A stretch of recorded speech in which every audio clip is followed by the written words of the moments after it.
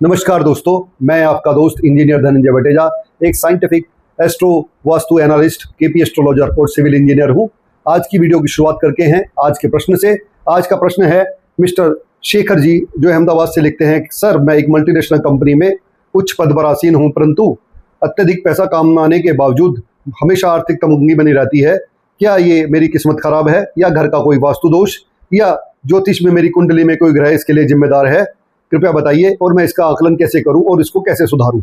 देखिए शेखर जी, वास्तु दोष क्या होता है, मैंने अपनी पिछली वीडियो में आपको कई बार बताया है कि किसी घर के अंदर जो जोन्स हैं हमारे, उस जोन्स में यदि किसी जोन में उस जोन के एलिमेंट्स की अपोजिट एलिमेंट्स को रख दिया जाता है या उस दिशा में कोई ऐसी एक्टिविटी की जाती है जो उस दिशा में नहीं करनी चाहिए, या उस दिशा में जो 5 एलिमेंट्स हैं उनका असंतुलन उत्पन्न किया जाता है, स्पेस एनर्जी का असंतुलन उत्पन्न किया जाता है, तो उस घर में वास्तु दोष उत्पन्न हो जाता है।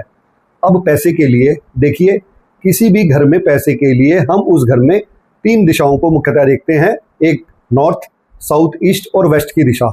यदि इन दिशाओं में आपने इन दिशाओं के विपरीत एलिमेंट्स को रख दिया है या इन दिशाओं में कुछ ब्लॉकेज कर दी है या इन दिशाओं में आपने कुछ ऐसी एक्टिविटी बना दी है कि जिसकी वजह से उस दिशा में वास्तु दोष उत्पन्न हो गया है, तो वो वास्तु दोष गंभीर वास्तु दोष होता है पैसे की प्राप्ति के लिए। तो आप क्या कीजिए, आप किसी भी साइंटिफिक एस्ट्रो वास्तु एनालिस्ट से अपने घर का आकलन कराइए और देखिए कि आपके घर में इन दिशाओं में क्या असंतुलन है। उस असंतुलन को संतुलित कीजिए और उसके बाद आप अनुभव करेंगे कि आपके प्राप्ति में आश्चर्यजनक रूप से प्रगति हो गई है और आप बहुत अधिक पैसा तो कमाने के साथ साथ उसकी सेविंग भी करने लगे हैं और आपकी इच्छाओं की पूर्ति करने लगे हैं। अब बात करते हैं केपी एस्ट्रोलॉजी के अनुसार। केपी एस्ट्रोलॉजी में 2 घर मुख्यतः पैसे की प्राप्ति के लिए बताए गए हैं, एक दूसरा बॉक्स और दूसरा 11वां बॉक्स। अब इन दूसरे बॉक्स और 11वें बॉक्स के कस्पल सबलॉर्ड की फैमिली को देखा जाता है कि इन दोनों की कस्पल सबलॉर्ड की फैमिलीज हमको क्या दे रही है। आइए मैं आपको एक एग्जांपल के माध्यम से समझाता हूं।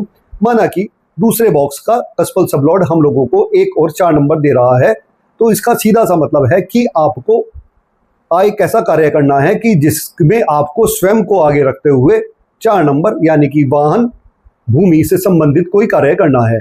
जैसे कि यदि आप मेरे पास आते हैं और आपकी दशा इस तरह की है, तो मैं आपको कहूंगा कि आप भवन के सेल परचेज से संबंधित कोई भी कार्य ऐसा कर लीजिए जिसमें, या वाहन के सेल परचेज से कोई संबंधित ऐसा कार्य कर लीजिए जिसमें आप स्वयं डीलिंग करें, आगे बढ़कर स्वयं डीलिंग करें, तो आपको पैसे की प्राप्ति होगी।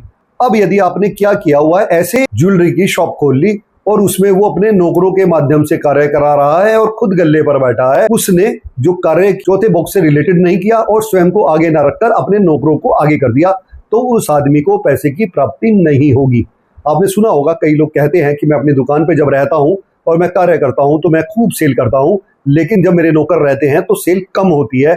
शायद मेरे जो नौकर हैं वो इस चीज में पार्ट नहीं लेते और वो दुकानदार को सेटिस्फाई नहीं कर पाते, तो उनके ग्रह इसी हिसाब से होते हैं। अब ज्योतिष में आपकी जन्म कुंडली को पढ़ा जाता है कि आपकी जन्म कुंडली क्या कह रही है और जन्म कुंडली के अनुसार ही आपसे कार्य करने के लिए कहा जाता है। अब यदि अपनी जन्म कुंडली के अनुसार आप कार्य नहीं करते हैं, उसके विपरीत अनुसार कार्य करते हैं, तो आपको पैसे की प्राप्ति नहीं होगी। इसके लिए आप किसी जानकार जो केपी एस्ट्रोलॉजर हो उसके पास जाएं, उससे अपनी जन्म कुंडली पढ़ने के लिए कहें और उससे बताएं कि मुझको पैसे की प्राप्ति कैसे होगी।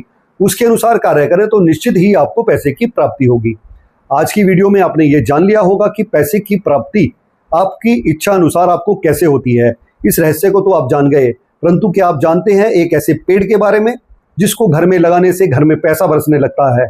जी हाँ, मैं बात कर रहा हूं मनी प्लांट की। अगली वीडियो मेरी मनी प्लांट के बारे में है कि जिसको किस दिशा में और कैसे लगाने से हम अपने घर में पैसों की बारिश कर सकते हैं। तब तक के लिए नमस्कार, मुलाकात होगी अगली वीडियो में।